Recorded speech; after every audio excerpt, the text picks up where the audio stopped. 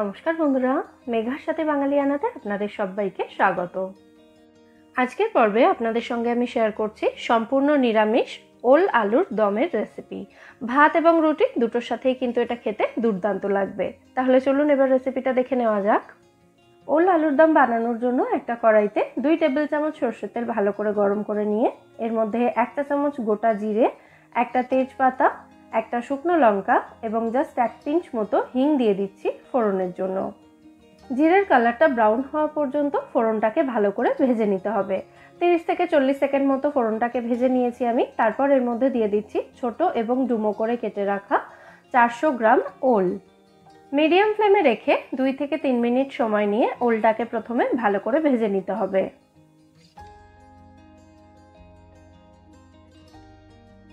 ওলটা ভাজতে ভাজতে যখন দেখবেন ওলের কালারটা এরকম একটু ফেড হয়ে এসেছে, তখন এর মধ্যে দিয়ে দিতে হবে ডুমো করে কেটে রাখা দুটো মাঝারি সাইজের আলু।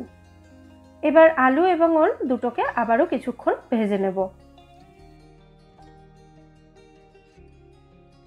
ওল এবং আলুটা যতক্ষণে ভালো করে ভাজা হচ্ছে ততক্ষণে আমি এই রান্নার মশলাটা তৈরি করে নেব।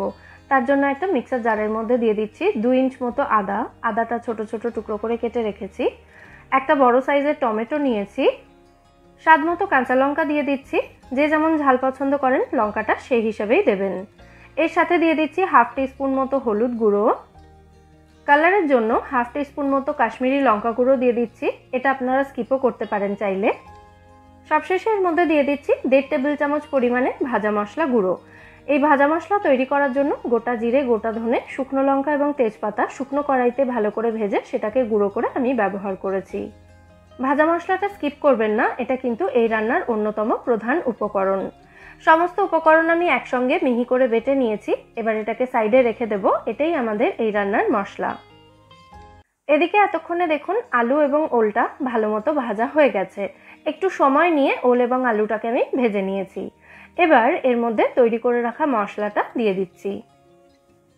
সমস্ত উপকরণ একসঙ্গে খুব ভালো করে মিশিয়ে দিচ্ছি। ভাজা মশলা দেওয়া হলে এই রান্নায় আলাদা করে আর ধনে, জিরে গুঁড়ো এগুলোর প্রয়োজন হয় না। আর ভাজা মশলার জন্য এই রান্নার স্বাদ কিন্তু অপূর্ব হবে। সমস্ত উপকরণ ভালো করে মিশিয়ে নিয়ে আমি এর মধ্যে দিয়ে দিলাম স্বাদ অনুযায়ী নুন।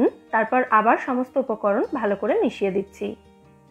মশলাটা একটু শুকিয়ে গেছিল, সেই জন্য মশলার জারটা ধুয়ে সামান্য একটু জল এর মধ্যে আমি দিয়ে দিলাম। ভালো করে মিশিয়ে এবার এই সমস্ত উপকরণ একসঙ্গে কষিয়ে নিতে হবে 5 থেকে 6 মিনিট মতো। কড়াইটা ঢাকা দিয়ে লো ফ্লেমে রেখে মশলাটাকে আমি ওল আলুর সাথে ভালো করে কষিয়ে নিয়েছি। এবার এর মধ্যে দিয়ে দিচ্ছি পরিমাণ মতো গরম জল। ভালো করে মিশিয়ে দিয়ে ওল এবং আলুটা পুরোপুরি সেদ্ধ হওয়া পর্যন্ত কড়াইটাকে ঢাকা দিয়ে লো ফ্লেমে এটাকে রান্না হতে দিতে হবে।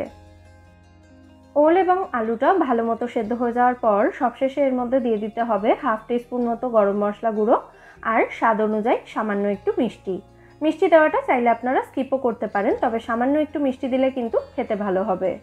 আমাদের ওল আলুর দম এখানে একদম রেডি। এবার গ্যাসের ফ্লেমটা অফ করে কড়াইটাকে ঢাকা দিয়ে 5 মিনিট মতো স্ট্যান্ডিং টাইমে রেখে তারপর সার্ভ করতে হবে দারুণ সুস্বাদু এবং সম্পূর্ণ নিরামিষ এই ওল আলুর দম। ভাত হোক বা রুটি, পরোটা সব কিছুর সাথেই খেতে কিন্তু এটা খুব ভালো লাগবে। আপনারাও বাড়িতে এই রেসিপিটা অবশ্যই ট্রাই করুন এবং আমায় জানাবেন এই ওল আলুর দমের রেসিপিটা আপনাদের কেমন লাগলো।